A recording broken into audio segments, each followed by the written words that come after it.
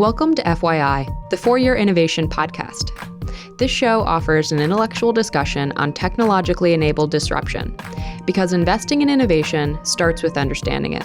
To learn more, visit ark-invest.com.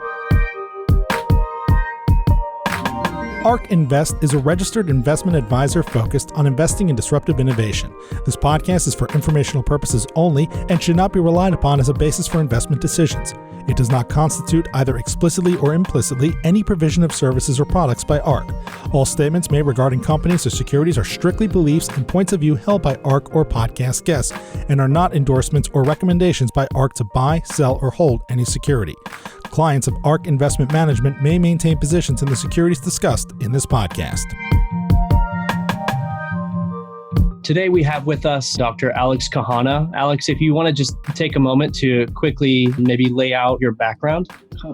I don't know how quickly I can do that, but thank you so much for having me. My name is Alex Kahana, and I am Chief Medical Officer and the market lead for Europe, Middle East, and Africa in our company called Consensus Health, which is a spinoff out of Consensus. And we are the largest blockchain and healthcare company in the world. I arrived to that position through, I would call, a non-linear career in medicine. I have been many years in a military background, and you'll understand the relevance of that when I talk about distributed trust and the idea that we have to work in a team and none of us is as good as all of us.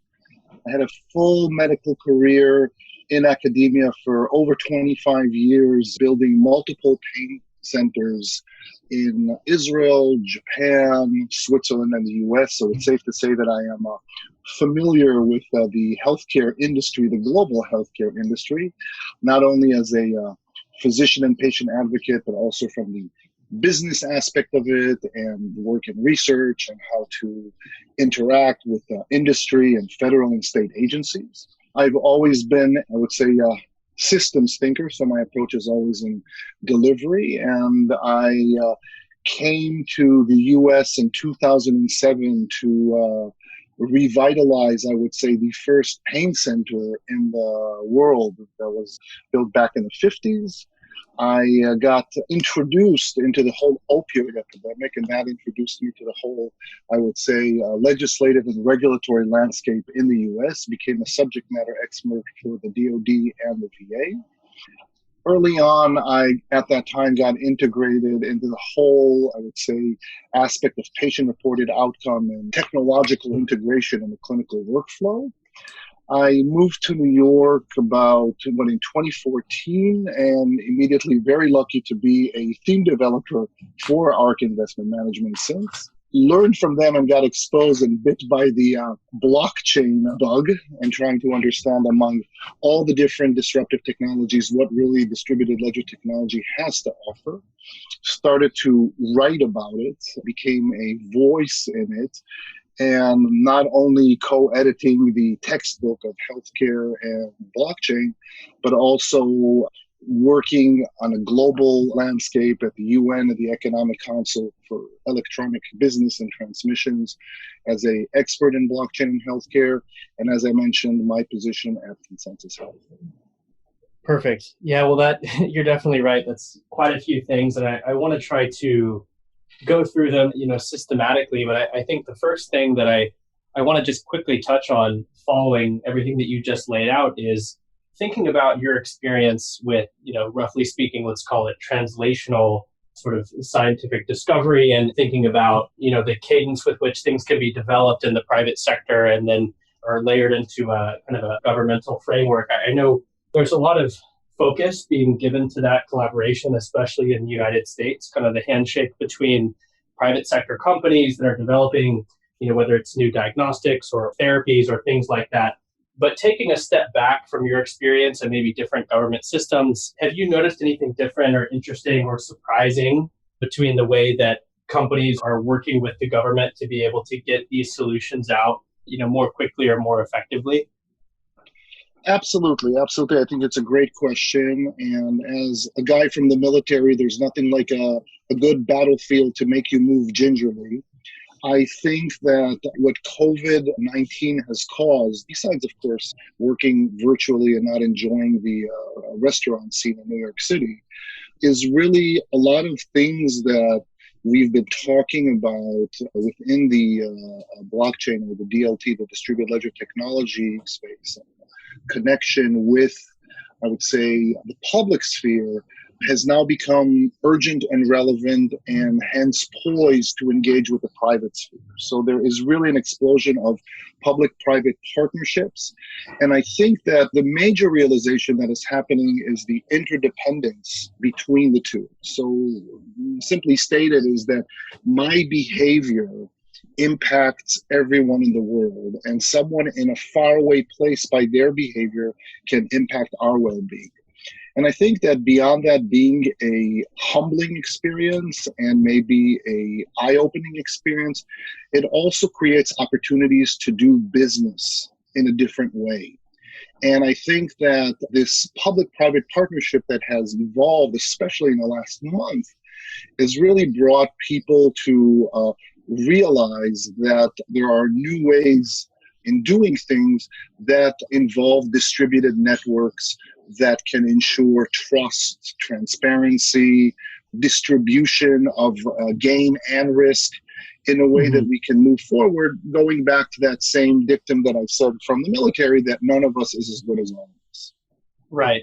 And I know I definitely do want to leave some time, maybe a little bit later, to get into the finer details of blockchain generally as it relates to the healthcare sector. But just quickly, a lot of people are thinking about, keeping track and monitoring the health of different supply chains, whether domestic or overseas. And if I'm not wrong, that's, one material advantage that DLT has in terms of, being able to track and keep those things visible and editable as we move along. So maybe just for the people that aren't necessarily familiar with the scope of blockchain technology, of course, I know we have probably some experts that are going to be listening to this, but for those of us who are not, could you maybe just kind of provide a general overview of what that is and how it can be amenable to maybe the industrial sector as some of these supply chains begin to come back online? And then maybe a little bit later, we'll do a deeper dive specifically into how it's relevant to the healthcare space. Sure. I think that the easiest way to, and the way I explain it, is that blockchain is a technology or a software solution that solves the problem of fake. We're all worried about fake things. So in the context of supply chain is, I don't want fake medication. I don't want fake vaccines. In the context of news, I want to make sure that what I hear and the recommendations that I learn from are correct. In the perspective of law, I want to make sure that my contracts are audited, traceable. So I think that we live now in an era where we realize that our data is not safe. It's not clean in that sense, and it's not yours. It's not sovereign. So what DLT does, by the virtue of combining cryptographic signatures in a network of individuals that are organizations that are interrelated, it creates almost like an incentive or a behavioral economic to make sure that this data transforms into something that is safe, that is clean, or in that sense trusted, and that is actually yours. And that yours could be personal, it could be mine as an individual, but it can be mine as a company, as an organization, as a country. And I think that's what we're feeling right now. And as we work remotely, I'm sure that you also feel this cognitive overload that we're just so bombarded with so many things that if we're able to create an environment where we can be sure that our data is safe and trusted and ours, then this is really what the DLT aims to solve. I think that's super topical right now. I think I just saw an article about how some remote working tools are having a lot of privacy concerns. So super topical for right now. And so I guess I would want to know how blockchain is being utilized to help some of those privacy concerns for companies where we're utilizing a lot of remote tools for working and actually for socializing right now. I'd also be curious to know if it's being implemented at all sort of in the healthcare system more broadly than just the supply chain, but in patient records. If you have a COVID patient who is at a hospital, is there any kind of blockchain technology that people are utilizing to get those records for that patient from another hospital securely through blockchain? And then maybe specifically for coronavirus, but also beyond, is blockchain being implemented in those type of scenarios? Yeah, no, it's a very good observation. And I would say that everything that we're doing now is actually better preparing us not only to deal better with COVID, and I know that we're all in this and we're waiting for the big hump these next months to come, but it also will better prepare us in the post-pandemic world. And I would say that there's this concept of what I would call the pandemic triangle, where we are sold this narrative that in order to be safe, we have to give up our privacy and our economy. It's as if these three things cannot live together. And we think at Consensus Health that that narrative is false, that we can create a operational environment that includes a combination of disruptive technologies, which, by the way, ARK Invest is exactly in your portfolio, that involves not only DLT, blockchain, but also privacy in-depth technologies such as zero knowledge proof and homomorphic encryption and trusted and encrypted environments, all types of solutions that make sure that our data is, I would say, secure.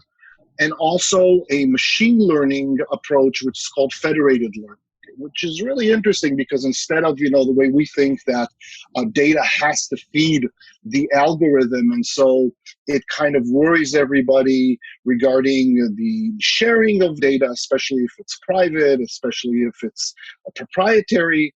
This approach actually speaks where we can perform analytics on data that actually stays at its source, and there's no need to copy it and transmit it to different data lakes. And so, again, the combination of not just blockchain, I always say blockchain and, what does blockchain do? Blockchain and genomics, blockchain and IoT, blockchain and machine learning. And so this combination of a distributed network that is governed by contracts or coded contracts that we call smart contracts that are transparent in the terms of multi-stakeholder licensing and agreements of how we behave in that distributed network, combined with these privacy in-depth technologies that, in a sense, kind of almost says that I don't need to know about something to be able to show that I know about it. And I know that it sounds a little bit counterintuitive, but it is extremely necessary in medicine and in healthcare and in life science that we will be able to analyze information without losing our ability to know who has that information without exposing them to privacy. And the third part is this federated analytics or federated learning first and then the analytics, where we work together to create this decentralized artificial intelligence. Yeah, I think from all that you just said, I think one of the first kind of natural areas where I think there's some pretty interesting convergence, and I'm not sure if this is on your radar or maybe it's not being practically utilized yet, but when you kind of outline the overlap between genomics, healthcare, and these sort of blockchain architectures, one of the first things I'm thinking about, which a lot of others are focused on, is contact tracing, which is the idea that once someone has been known to have come in contact with a person infected with COVID-19, or a person is infected themselves, you can kind of reverse engineer the activities that got them to that point and look at where they may have kind of interacted with others in a network. So you can kind of almost reverse predict, where this infection kind of pool came from and where others are most likely to be getting it or passing it on to others. And I could think that would be a pretty natural integration with electronic medical records, or maybe in a research context when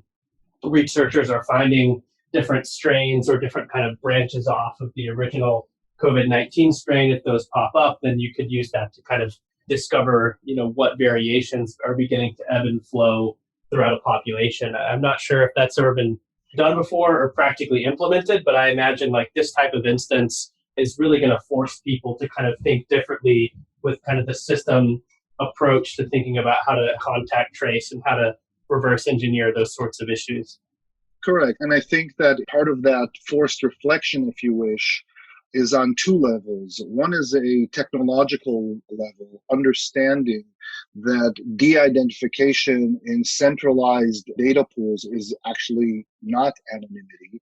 It's pseudonymity, because exactly what you said, it can be retrograded. So if you say to someone, oh, we have this podcast with this amazing doctor who does blockchain and medicine and finance, well, everybody will say, wait a second, is he Israeli? Yeah, okay, so that's probably Dr. Kahana. So that's not really the fact that you didn't identify me on the website, a real anonymity. So that's the impetus in that pandemic triangle, the public safety. We don't have to give up our privacy in order to maintain that, hence the impetus to create all these privacy preserving technologies.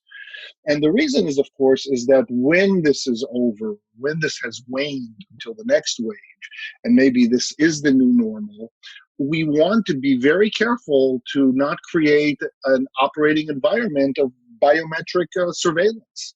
There have been things out there that have been developed that have been mostly used for counterintelligence purposes, anywhere from the combination of biometric plus Face ID plus remote biometric sensing. And if you combine that with geolocation and social media activity and apply on it machine learning that can understand habits, you can actually know about someone more than that person knows about themselves. So I think that the point that I'm trying to make is that we don't have to agree to that narrative that in order for us to find new treatments in the world, I have to give away my genomic data for free. Or that in order to halt COVID, I have to give my geolocation just because. Or that necessarily we have to stop the economy and be under complete lockdown.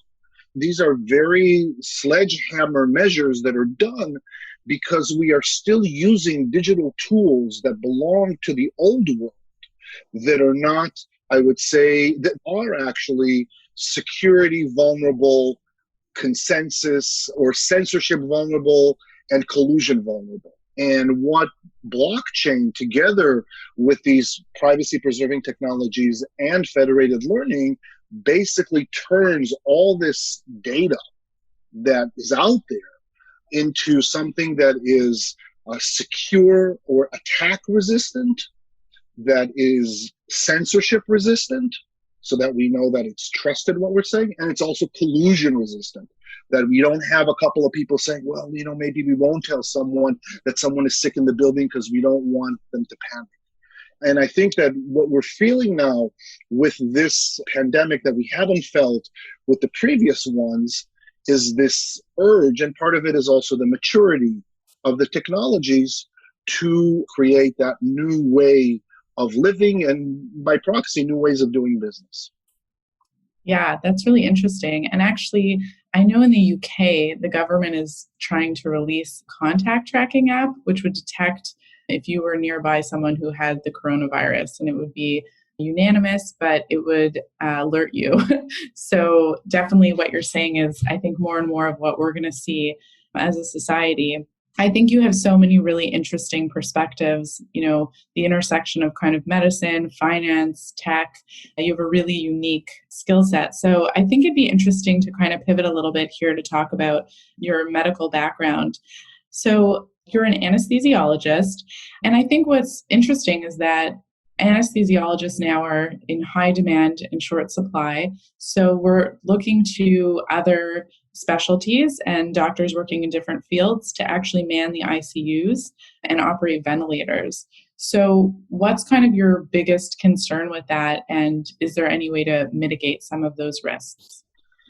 I would say, first of all, that, we are trained as doctors, and doctors learn CPR, and doctors learn advanced CPR, and we learn how to maintain life. So in that sense, I am less concerned with the capabilities of my colleagues to actually do procedures that I've done to do, for example, intubations and connect patients to ventilators. That's really not what I think is the main concern that comes up to mind. There are, of course, medical liabilities that come with it. I know that New York State, New York City granted some type of, I would say, legal protection during this under gross negligence. But we know that after this wave, there is going to be a whole host of liabilities and lawsuits that will follow, since we still see the ones that are from 9/11. So there are some, I would say, medical, legal, as well as social aspects of giving people or giving physicians or physician extenders or students tasks that are out their scope of practice. I think that what is really worrisome, and maybe it's going under the radar and people aren't talking about this a lot, and it just simply helps because I'm very much connected. Both my spouse is a professor in anesthesiology and she's in the front line, and of course all the physicians that I have contact with. The sense almost of isolation that they feel. It's not just a combination of being that it's already hard when you have a mass casualty event. It's very traumatic, and someone who has been in the military and seen battlefield and had over 16 years of career of readiness and preparedness, if you add on top of that of the trauma of seeing an influx of seriously ill people, if you combine that with what we hear now, not only inadequate personal protection equipment, but also in certain establishments where physicians are prohibited to share their experiences because it makes the institute look bad, or that as they're doing things, they get emails saying that, well, your bonus is cut, or we're going to cut in your salary, or you're not going to get paid. I think that those are aspects that are just that weigh very hard on the psyche of physicians who are already suffering from what we know as a burnout syndrome. And I worry for this post-pandemic world of what healthcare professionals and physicians in particular are going to do. I think that, here again, blockchain can play a very interesting role, both in terms of creating, I would say, a social organization where doctors can speak freely and securely, anonymity, without fear of retaliation or stigma, and can also be incentivized to participate in this, if you want, digitized platform and vote using different types of tokens. We call that type of voting quadratic voting, which basically is, if you wish, it's almost like a reputation coin. The more you are active and the more you are a better citizen in that community, then the more robust connectivity is created in that physician environment. So one aspect where blockchain can help is what we call DAOs, distributed autonomous organizations, that where we have this sharing environment that, again, the data is, or the information that is passed is secure, private, and sovereign. And the second thing is really to create both monetary and not monetary tokens that represent, I would say, reward or recognition on their behavior. So again, in general, when people think about blockchain and healthcare, they say, and you alluded to that earlier, it could be really good to trace on the supply chain. It could be really good to manage clinical trials with it. It could be perhaps helpful with the validation and authentication of credentialing. Definitely help in everything that pertains to a digital identification and electronic health records. But I think that most importantly, what I want your audience to leave from this conversation is that blockchain is not a technology. Blockchain is a mindset. It's a mentality where we realize that we have to work together, hence the name consensus, that we have to decide between us what are the rules that we agree on to engage with each other, and that there is a fair, ethical, and sustainable behavioral economics behind it, so that that ecosystem not only can be resilient, but can also be sustainable. Yeah, and I think you bring up a great point about how difficult this is for the frontliners and how much they're struggling. And a lot of focus is on the patient and their families, but we definitely can't forget the frontliners who are, our best defense right now. And, a lot of companies are doing things to try and help out. I think Crocs is giving away free shoes. Local restaurants are giving discounts. I think you're involved with an organization that is also trying to provide some relief called Pheno. Failure is not an option. Can you tell us a little bit about that and how that is a resource in the fight against COVID-19 and maybe beyond COVID-19? Sure. So Pheno basically is a coalition of multiple partners, both in the industry and in academia, where really we felt that failure is not an option and that we have to create this new operational environment that is prepared to deal not only with COVID-19, but also the post-pandemic world. We recognize that actually all cure to all diseases is data. Data is the medicine. And without having trusted data that can be transmitted in what we call a trustless way, in other words, that there's no need to have a third party that can validate that what I'm transmitting is okay, that I am sure that the information that I am providing you, you know that Alex is Alex and what he's saying is true. We understand that we have to create a multi-stakeholder, multifaceted operational environment that will connect on the base all the legacy systems that are currently in hospitals and practices and part of our digital healthcare infrastructure.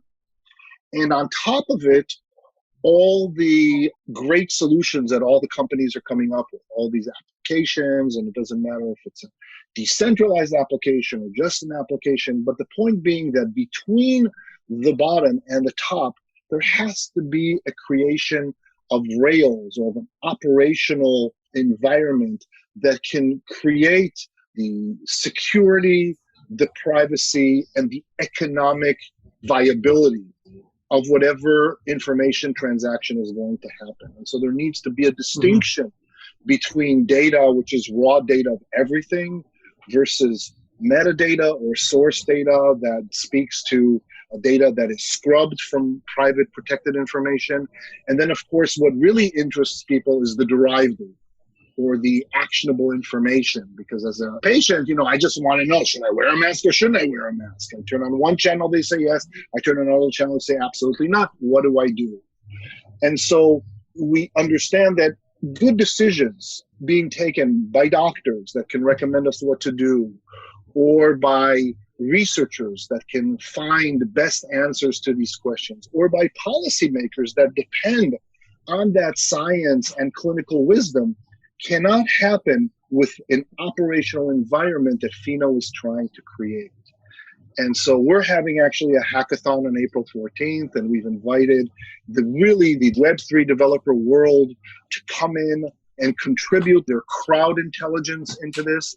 And we're also looking forward to hear from your audience, folks that are interested in contributing this creation of the new business model that will be created after this, because there's really no fundamental difference from a technological perspective or from a technological stack perspective between an acute pandemic of a communicable disease to a chronic illness that is non-communicable. There's really no fundamental difference. It's just the cadence is different. You just got to do things quicker. You got to, give ventilators quick, or you got to give masks quick. But it doesn't change the fact that if you do diabetes, you also have to have all the devices, and you also have to have the insulin, and you also have to have the discovery pipeline. So in that sense, we're not just building something that will be useful for the next 6 months or year. We're actually redesigning healthcare. And I would finish by saying that when people ask me, what is the opposite of health? Then, and it's not a trick question, so I'll ask you, what is the opposite of health? The opposite of health is? Death, probably. Death, disease, illness. That's what I get, 99.999% of the time. But I would argue for a second that that's incorrect. That because we think that the opposite of health is illness, we have created an illness management system. We have not created a healthcare system. So I would argue to you and to the audience that the opposite of health is isolation. That through disease and illness, we become isolated. And as we get sicker and sicker, our world becomes smaller and smaller until we become so alone that we decide to, I don't know, overdose. And this happens 150 times a day. So we don't talk about it. But now, because we're all in the COVID pandemic, but once this is over, we will return to these awful deaths of despair that are going on right now in our country. And so the way I explain it to my 14-year-old is that, in essence, if the opposite of health is isolation, the journey back to health is community. It is connectivity. And it can be connection to your data, but also connection to friends, family, social media, congregation, doesn't matter. And so if you take the I out of illness and you replace it with we, what do you get? You get wellness. Wellness. And that's how I think about this. The power of blockchain is not a technology, but it's a mindset. Is that I alone may go fast, but only together we go far. And so we have to create an interdependent economy that is capable of developing financial inclusion and social capital, because the difference between a commodity market that has finite resources, we are now in a data economy, which is infinite. We have to leave that mindset of impoverishment and move into a mindset of affluence and inclusion. And that is what's going to create the robustness and anti-fragility to the market. Mm-hmm. So I guess, one follow-up that I have on that is, and, I'm sensitive to the fact that the earlier SARS and MERS epidemics were more than a decade ago, and we've experienced a lot, both in terms of technological evolution and data intensity and the infrastructure that we have to receive that data and process it and make it actionable. But I guess maybe these are two different questions, but my first thing that I just wanted to ask is, obviously we went through those previous epidemics and didn't necessarily learn a whole lot. We're in this same situation now. And so my first question is, what other either technological or temperament changes do you think are going to make the response to COVID-19 any different than previous outbreaks? And the follow-up to that is, how do we know that we're being successful? Right? Obviously, there's a sea of information and finger pointing and things going on. And maybe as the dust settles and we begin to move throughout the rest of the year and into 2021, what are the checkpoints that we should be looking for to know that we're actually iterating towards that kind of future version of, healthcare infrastructure as you've laid out? Like, what are the actual concrete, checkpoints that we're going to be measuring as we move along? So for your first question, I think that what is happening now with COVID is not essentially any different than what happened in previous pandemics, except that history rhymes. And why should this change our behavior is really a question of our ability to internalize the root causes of why this is happening, to understand that there's a connection between social determinants of health, environmental determinants of health, and health. That just as much as we understand in the investment world that there's a world that's ESG out there, that we need to concentrate on environment and sustainability and governance, and I would add H, health. It is the same thing that in healthcare, we're starting to see that the way that we are approaching this, and the model is antiquated, the hospital model that we have is centuries old, is simply not adequate to deal with what we're doing right now. And I'll quote Atul Gawande in saying that what makes nowadays different than previous decades or centuries is that for the first time in our history, what we will decide is not going to be because of ignorance, but it's going to be because of ineptitude. Is that despite the fact that we know what is the right thing to do, we chose to do the wrong thing. So that is very different than when we decided, when George Washington had the runs and we decided to put leeches on him and let his blood, and we did it 3 times until eventually he died. There was no malice behind it. They really thought that that's the way to treat, our beloved founding father. Now we don't have that. Now we know, and there's modeling, and we know what needs to be done, and we understand that we need to collaborate, and that we have now these technologies that allow us to collaborate securely, privately, and trustworthily, even with financial incentives and digital assets. So we're running out of excuses of not doing the right thing. And as for your second question, what are the metrics of success? I think that they're divided into 2.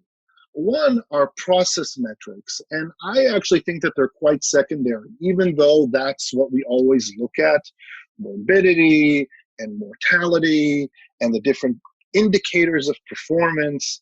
I think that, as a physician, I was always less interested in what lab tests and imaging and third-party stuff told me, and always listened to the first person, to what does the patient say.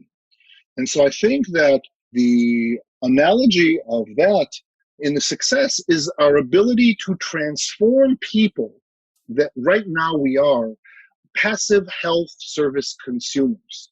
That's what we do. We consume health. We need expensive drugs, we need ventilators, we need masks, we need stuff. And of course, in a pandemic, we need it now, and that's it. But when we start to go into the life of chronic lifestyle diseases, what you want is to transform people from these passive consumers of health services to active producers of health and wealth. And so a successful transformation will be a world like the one that we're now trying to build in fragile and vulnerable communities in Africa, who don't have the infrastructure, who are voiceless, who are bankless, who the only thing they have is internet and a phone, is to transform them into health producers where, by the virtue of behaving well, and it could be by boiling your water, cleaning, the road that you're on, all the way to eating the right type of foods, getting prenatal care, vaccinations when appropriate, and actually remunerate people for that good behavior. And so we don't need to talk about UBI. We don't need to talk about doling out checks to people. What we need is to create a token economy with digital assets that will provide and incentivize people to behave in a healthy way, because they know that it's not in 30 years I'll live another 15 minutes because I ate blueberries. It's because I'm going to get $50, $100, $200 from behaving well. And then it starts to become really interesting if you're into finance, because you can think of primary data markets, secondary data markets. You can think about direct and indirect monetary and non-monetary incentives. And that's where the behavioral economics comes in. So I think that, we are really, COVID and this pandemic is forcing us to really think closely. It gives us a time to pause, to Marie Kondo ourselves. What do I really, really, really, really need? What should we really, really, really, really do? Do I need 7 administrators for every doctor? Or maybe do I need 7 doctors for every administrator? And start to really move forward and redesign ourselves, not so much in concentrating in, okay, how do I optimize processes, but more, how do I get to that point that we, you, me, our audience, are actively engaged every day in creating health and wealth. I think that's a really good point that we need to focus on. So redesigning ourselves, focusing on health. And so I think there's a lot of changes that are happening now because of COVID-19, a lot of innovations happening during this pandemic. And so I'd be curious to know some of your thoughts on how some of these innovations will potentially cause changes for the future. So one example is obviously telemedicine for clinical trials. A lot of clinical trials are currently being put on hold because having immunocompromised patients coming to the hospital right now is not really an ideal situation. Also, they're having some clinical trials are going to oral chemotherapy as opposed to IV infusion. So I'd be curious to know, do you think these things are kind of in the short term, just during the pandemic? Do you think they may be longer term? And then obviously some technology changes as well, like 3D printing of masks or ventilator parts. Do you think those are sort of short-term remedies, or will they impact long-term changes? As you know, you eloquently mentioned about sort of the long-term view rather than the short-term view. Yeah, I think that everything that is happening now short term will persist. Maybe not to the same degree, but there's no return to normal, because normal is the reason why we got into this. So it makes no sense to return to that normal. And if I speak in biological terms, we talk about homeostasis. It's how do you create a homeostatic environment where, if the sodium is a little up, how do we make it go down? How do we normalize and standardize values? But actually the world and the human body is not homeostatic, it's allostatic. In other words, whenever they're confronted with new stressors, there is a new reality.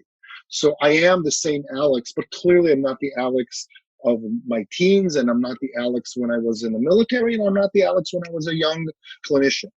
I am now in my mid-50s. I always like to say that I'm 35 with 20 years of experience.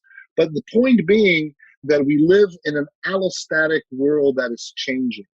And the change that we are going through, social distancing and what it forces us to do, anywhere from the remote monitoring and telemedicine that you're speaking, all the way to a cashless environment, because we understand that these pieces of paper are antiquated ways of, vectoring diseases.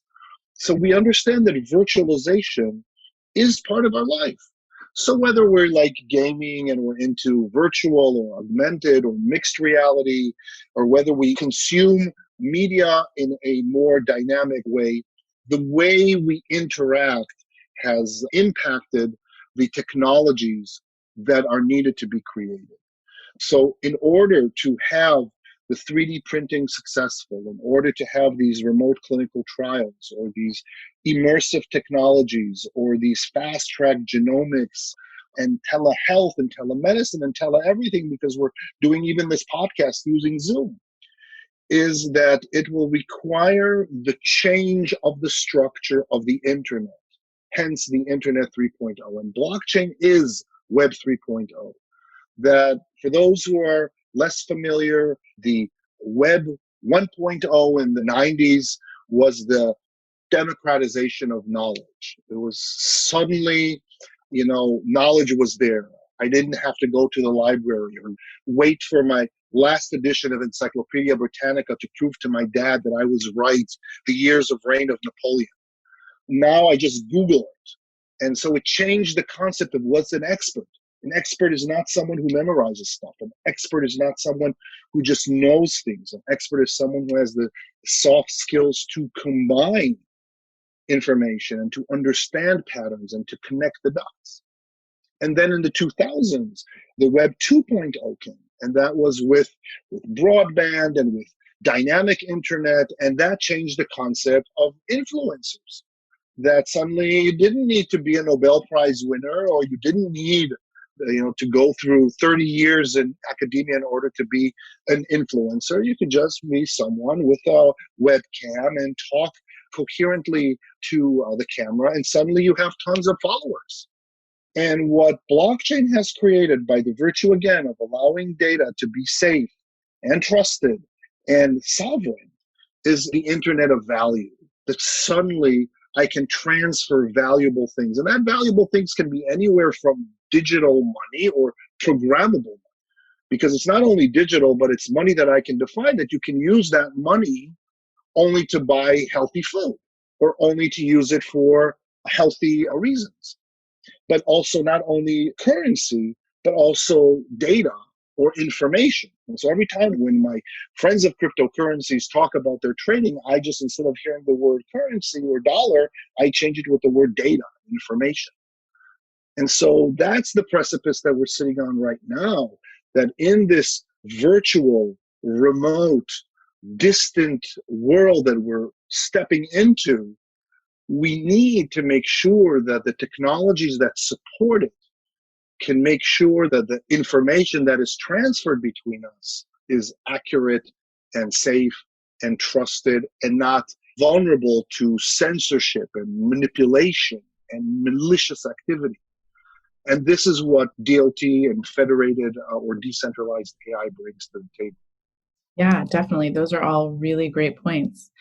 I think at this point, I want to leave it up to you. Is there anything that you want to cover or discuss further that we haven't maybe gotten a chance to do so yet?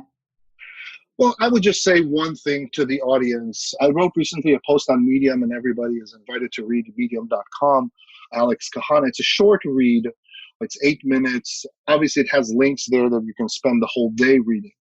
But it's really the idea of, I would say, it's called the 3 good things that has come out of this pandemic. What are the 3 good things? And I tell the story of my recent visit to Kibera, which is a 1 million person urban slum. It's the largest urban slum in the world in the outskirts of Nairobi. And how they understand blockchain. Intuitively, they understand. And, I was invited to figure out how can we create a blockchainized, if you wish, healthcare system. But the idea basically is that what this has caused us, the 3 good things is, 1, we are becoming even more creative. So it's great. It's great what you guys are doing and what you guys are supporting and your audience that is interested and investing in all these wonderful solutions. That's one thing that it caused.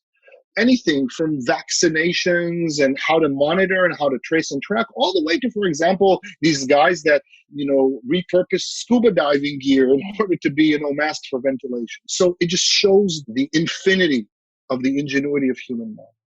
The second thing that is a good thing is that we can seriously pause for a second and really rethink our system. And I'll be very sad if after this we will just go back to all these things that we've been doing that we've shown are valueless. And the third thing is that, again, we have now this unique opportunity of creating a global intelligence without sacrificing privacy. And that's the opportunity that we have here. And that if anybody says to you that you have to give me everything, including your secret code to your bank account, in order to remain disease-free, that is a false narrative. And all these questions that seem simple that people are asking me, how long will this take? How many masks do we need? How many ventilators? When is the vaccine going to be ready? They look like these questions are simple, but actually these are too hard to answer. They're too hard to answer with our current system. Why? Because they're too big. They require too much information to answer accurately. They're too expensive because all the semantics of these data need to be harmonized and standardized. And they're too sensitive because they include protected personal identifiable information. So we believe that the only way, and this is hence again the Pheno project, that we believe that we can create a new way to interact amongst ourselves and to do business through this operational environment that involves distributed networks that are using cryptographic, secure information that is analyzed through a federated learning, which means everybody is contributing in this crowd intelligence with business incentives that are transparent and ethical and sustainable.